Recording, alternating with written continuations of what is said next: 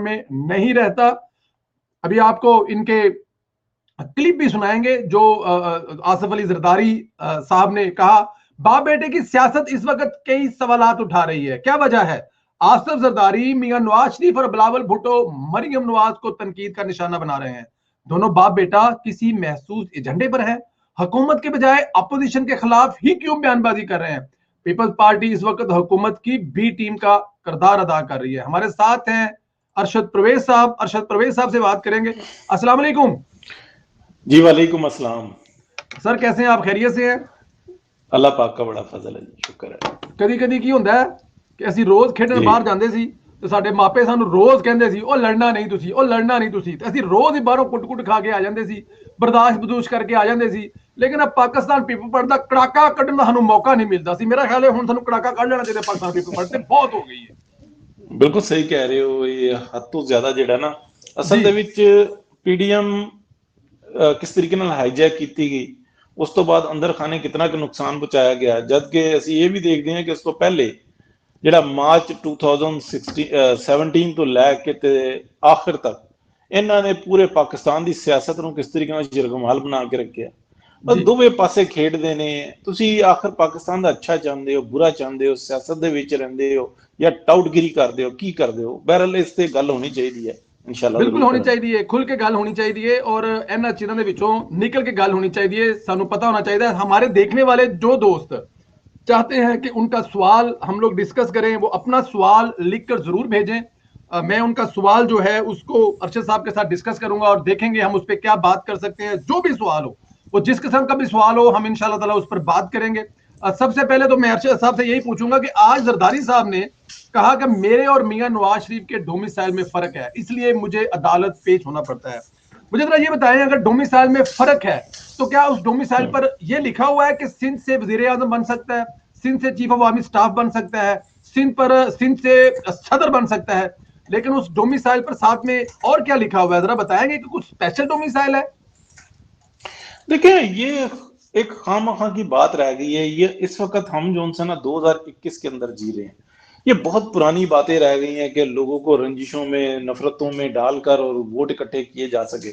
इस वक्त तो मुंह काला होता है। गांव देहातों में चले जाएं तो वहां की सियासत जो उनसे ना, वो ठीक है कि बिरादरियों की सियासत अभी भी मौजूद है, लेकिन इस तरह की नहीं रही है। ये सोचने का मकाम है। और दूसरी बात देखें, क्या आप सदर पाकिस्तान नहीं रहे?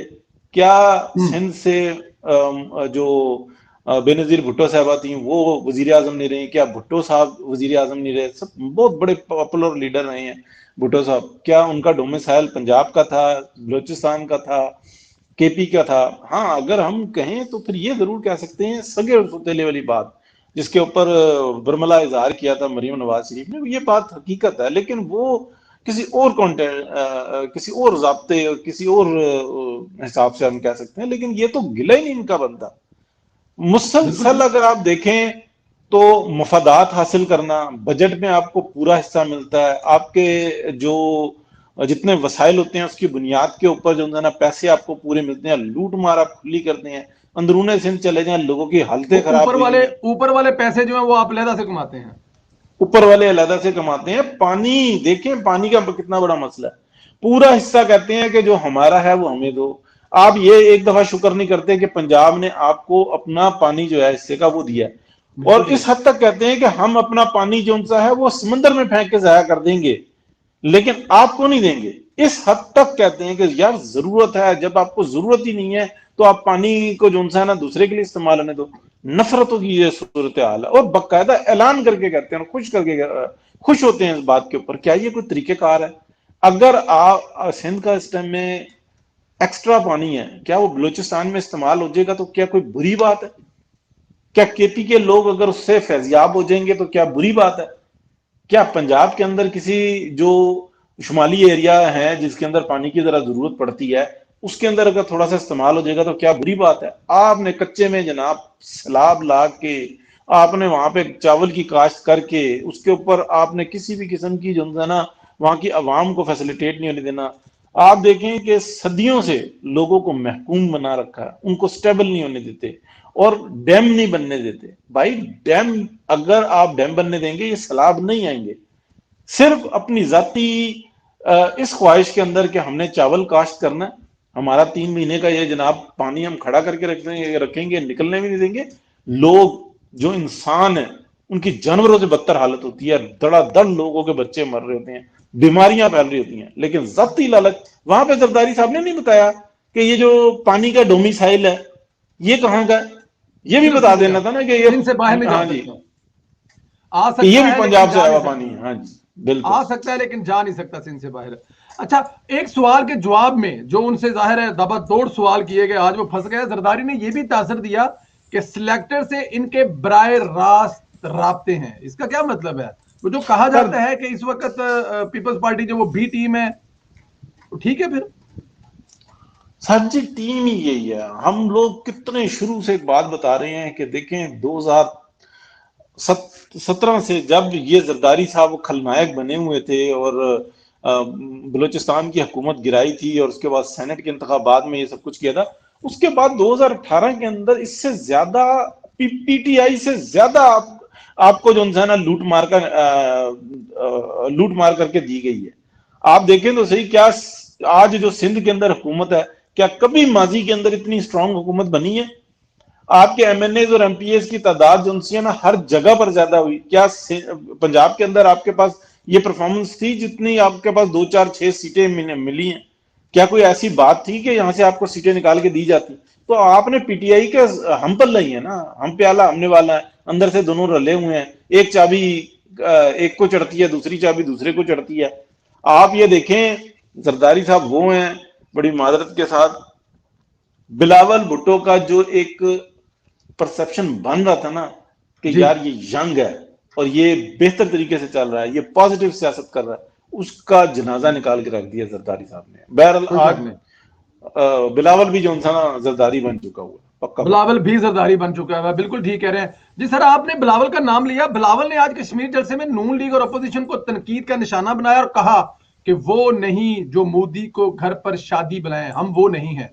इस पर क्या कहेंगे? शादी पर बुलाया सर था थोड़ा सा मोदी को। आप ही बताएं इसके ऊपर, तो मैं तो क्या कहें मतलब।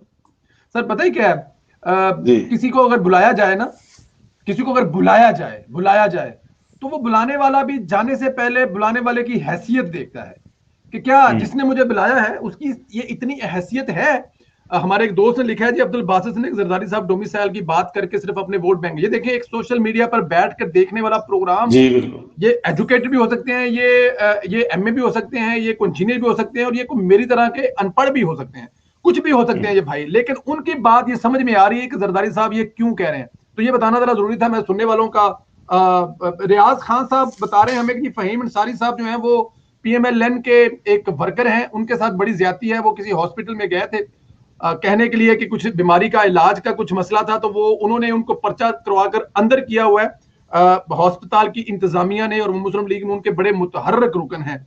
रियाज खान कराची से साहब जी, ये नहीं, ये जनूबी पंजाब से सर हैं। अच्छा, इनकी मुल्तान एक वाले, वीडियो भी ठीक है, मैं अभी थोड़ी देर में वो वीडियो भी प्ले करूंगा, मैं दिखाऊंगा, इस पे हम बात भी करेंगे। ये जरा मुझे याद रहेगा, ताकि मैं चाहता हूं कि आप साथ साथ दोस्तों के जो कमेंट है ना वो भी लेते जाया करें। तो आप अपने कमेंट भेजते जाएं, हम लोग उसको डिस्कस करते हैं। सर मैं कह रहा था कि आने वाला आपकी औकात देखकर आपकी तरफ आता है। मैंने खाना खाया, मेरे हाथ में ये है, मैं जरा रख दूं, बार बार बोलिए। अब ये बताएं कि इमरान खान को अमेरिका के सदर ने अभी तक कॉल क्यों नहीं की। उसके बाद आगे चलते हैं। आसफ अली जो जरदारी साहब हैं, या इमरान खान साहब है, खास तौर पे इमरान खान साहब ने, अगर आप ये देखें तो कितनी कॉलें की हैं नरेंद्र मोदी को, उसने कॉल नहीं उठाई और वापस जवाब नहीं दिया, बल्कि मशहूर हो गया मिस कॉलिंग कर करके। क्यों? जिससे आप बात करना चाहते हैं, जिसको आप अपने घर बुलाना चाहते हैं, वो आपकी ना देसी तरीके ना ताड़ी औकात वेख के आंदा है। नवाज शरीफ ने नरेंद्र मोदी को अपने शादी पर या अपने घर में जो उनके तकरीब थी वहां पर नहीं बुलाया। ये बात हमें याद रखनी चाहिए। नरेंद्र मोदी जो कि अपने दौरा पूरा करके वापस जा रहा था, रास्ते में एहतरामन बराबर जो भी है डिप्लोमेसी है, वो क्या चाहते हैं, कैसे चाहते हैं, लेकिन दुनिया को एक गुड इंप्रेशन देने के लिए कि देखो जी इंडिया वाले कितने अच्छे हैं, वो तो दुश्मन के घर में चल के आ गए हैं। मतलब देखे ना, दुनिया को मैसेज दे दिया। अपने मुल्क में भी दे दिया। और यहाँ पाकिस्तानियों को भी, जो पढ़े लिखे हैं, जो सोचते हैं, जो ये सोचते हैं कि इंडिया के साथ तल्कात ठीक होने चाहिए, लड़ाई झगड़ा नहीं होना चाहिए, क्योंकि पाकिस्तानियों में भी बहुत ज्यादा किस्में हैं ना, तो वो किस्म जो अमन चाहते हैं, सुकून चाहते हैं, लड़ाई नहीं चाहते, ट्रेड चाहते हैं, उनको भी मैसेज दे गए थे कि हम तो तुम्हारे घर पे होके आए हैं। लेकिन हुआ किस वजह से? नवाज शरीफ की वजह से। इस खित्ते का सबसे सीनियर लीडर, मैं खित्ते की बात कर रहा हूं, पाकिस्तान की बात नहीं कर रहा, मैं इस खित्ते की बात कर रहा हूं, इस खित्ते का सीनियर तरीन नवाज शरीफ लीडर, जिसको पता है कि मुल्क कैसे चलाना है और मुल्क ठीक करे कैसे करना है, इकोनॉमी ठीक करना है, उसकी दावत के बगैर उसके घर पे कौन आया? पाकिस्तान का शदीद तरीन दुश्मन नरेंद्र मोदी। तो बिलावल भुट्टो जरदारी साहब, आप हमें ये ताना ना दें खुदा के वास्ते। जब आपको जरूरत होती है तो आपको उस वक्त आप उस बंदे को, उस बंदे की बेटी को अपनी मां की कब्र पे बुलाकर तकरीर करवाते हैं, जो आपके ख्याल में आपके दुश्मन है, यानी कि आसफ नवाज शरीफ साहब। जरूरत होती है ना आपको, आपने मतलब अपने आप को करना होता है, तो उस वक्त तो वो ठीक हो जाते हैं, लेकिन बाद में आप ये चीजें कर रहे हैं। तो बिलावल भुट्टो जरदारी साहब जो है वो मेरे ख्याल में बहुत छोटी सियासत कर रहे हैं, अपने वोटरों के लिए सियासत नहीं कर रहे हैं। उनके वोटर बिलावल को इस रूप में नहीं देखना चाहते, क्योंकि मरती हुई, शहीद होती हुई बेनजीर इस माहौल को चेंज करके गई थी। वो नहीं चाहती थी कि ये सब कुछ दोबारा हो जो 90 की दहाई में हो चुका है। तो बिलावल भुट्टो जरदारी साहब अपने वोटरों को खुश करने के लिए ये बातें हरगिज नहीं कर रहे। वो सिलेक्टरों को खुश करने के लिए इस किस्म की बातें कर रही है, क्योंकि उनको लाइन दी जा रही है कि आपने इमरान खान के खिलाफ ही जुबान इस्तेमाल नहीं करनी, आपने लंदन में बैठे नवाज शरीफ और लाहौर में बैठी मरियम नवाज को टारगेट करना। लेकिन मैं आपको एक बात और बता दूं, मरियम नवाज कहती है कि मेरा टारगेट ना पाकिस्तान पीपल्स पार्टी है, और ना ही मेरा टारगेट आसफ अली जरदारी है, और ना ही मेरा टारगेट बिलावल भुट्टो। बिलावल का तो वो नाम भी नहीं लेती, ये तो मेरे ख्याल में आप बेहतर जानते हैं। तो सर मैं इसमें यही कहूंगा कि बिलावल साहब, ठंडा पानी पियो ते मौजा करो, ਤੁਹਾਡੇ दाने शाने बिकने कोई नहीं, जदी दाल लग भी गया ना तो ਤੁਹਾਡਾ हाल इमरान खान से भी बुरा होगा। पाकिस्तान पीपल्स पार्टी को देखें, हमारी हलीफ पार्टी है ना, लेकिन जो चीज अच्छी है उसकी तो तारीफ करनी चाहिए ना। पाकिस्तान पीपल्स पार्टी रियल में पाकिस्तान के अवाम की पार्टी थी ना, उसको एक जनरल डिक्टेटर खत्म ना कर सका खत्म। जियाउल हक ने कोड़े मरवाए, घरों से निकलवाए, बंदियों ने खुदकुशी की, लेकिन पीपल पार्टी खत्म नहीं हुई।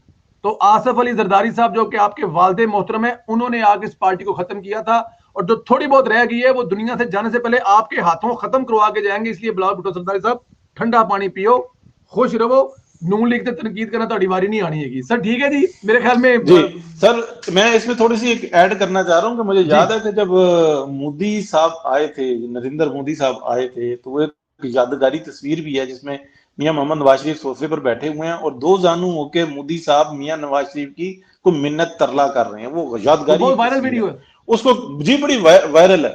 फिर सिर्फ मोदी साहब नहीं आए थे, जंदाल भी आया था साथ में, जो आयरन किंग है पूरी दुनिया के अंदर, जो अमेरिका के अंदर भी जो जो बड़े प्रोजेक्ट होते हैं उसको बुलाया जाता है, उससे मशवरे लिए जाते हैं, बड़े बड़े पूरी दुनिया के अंदर। वो आयरन आपके प्राइम मिनिस्टर का ऐलान, अगर वो जो आयरन आया वो उनके साथ जाती बिजनेस करने लिए आया, मुल्क वास्ते कोई लैंड देने कोई तल्लक नहीं है। मैं कहता हूं कि अगर वो जाती बिजनेस करने के लिए आए तो इससे बड़ी फख्र की बात कोई नहीं है भाई, वो दुनिया का किंग है। आप जैसे माइक्रोसॉफ्ट को जानते हैं, इस तरीके से जंदाल को अगर आयरन की बात आती है तो उसको लोग जानते हैं। क्या बेहतर नहीं था कि पाकिस्तान के अंदर बड़े पैमाने पे इंडस्ट्री लगती? क्या बेहतर नहीं था कि पाकिस्तान के अंदर सीपैक का जाल बिछता? क्या बेहतर नहीं था कि इसके अंदर, इस प्रोजेक्ट के अंदर इंडिया जैसा ताकत भी शामिल होती? क्या बेहतर नहीं था कि दुनिया से लोग, एक्सपर्टीज वो पाकिस्तान में आती है और पाकिस्तान के नौजवानों को, लोगों को रोजगार मिलता? लोगों की आम तनख्वाहें जो उनसी हैं वो लाख रुपए प्लस हो जाती, मजदूरी की तनख्वाह प्लस हो जाती। क्या बेहतर नहीं था कि उस प्रोजेक्ट की वजह से पाकिस्तान के अंदर टोटल मेडिकल फ्री हो जाता? क्या बेहतर नहीं था कि पूरे पाकिस्तान के अंदर हायर एजुकेशन तक टोटल फ्री हो जाती? क्या बेहतर नहीं था कि पूरी दुनिया का सबसे बड़ा रोड नेटवर्क पाकिस्तान में बन जाता? क्या बेहतर नहीं था कि दुनिया की बेस्ट ज़राअत जो है उसके प्रोजेक्ट बलोचिस्तान में पूरे पाकिस्तान के अंदर लगे हुए थे, एक एक इंच खुशहाल हुआ हुआ होता? उससे बेशक ईरान भी फायदा उठाता, बेशक चाइना भी फायदा उठाता, उससे बेशक इंडिया भी फायदा उठाता, एक इकोनॉमिक हब बनता। और जो आज कबड्डी खोला बनाया हुआ है, जहां पे लोग 10-10, 5-5 हजार रुपए कमाने से भी मोहताज हुए हैं, उसके ऊपर फख्र कर रहे हैं कि ये हमने नया पाकिस्तान बनाया। ये भी याद रखिएगा। और जंदीला साहब, अगर आप ये बता सके कि क्या वाजपेयी भी जो उनसे आया था मियां नवाज शरीफ के जिस टाइम में एटमी धमाके किए थे और ये कहा था कि हम कश्मीर का मसला भी रिजॉल्व करेंगे और हम दिल से एक्सेप्ट करते हैं। मीनारे पाकिस्तान पर भी किया था। क्या इमरान खान के दौर में भी कोई आया है? अगर आपका कभी चक्कर लगे लाहौर तो एक काम जरूर कीजिएगा, मीनारे पाकिस्तान जरूर जाइएगा। वहां पे जो कैटलॉग बुक पड़ी है उसमें जो उसमें वाजपेयी साहब लफ्ज लिख के गए थे ना, वो जरूर पढ़िएगा। वो बड़े तरीही लफ्ज हैं। आपके मुल्क का टर्निंग पॉइंट था। अगर उस वक्त आपकी पीन में छुरा ना घोंपा जाता ना, कारगिल पर हमला ना किया जाता, बगैर आप अपने मुल्क के जो आपके जो चीफ एग्जीक्यूटिव थे नवाज शरीफ साहब, उनको बताए बगैर ये किया गया था काम, अगर ना किया जाता तो आज मुल्क आपका एक बिल्कुल दूसरी सिमत में होता सर। उसमें यह लिखा हुआ था कि मजबूत पाकिस्तान हिंदुस्तान के लिए बहुत ज्यादा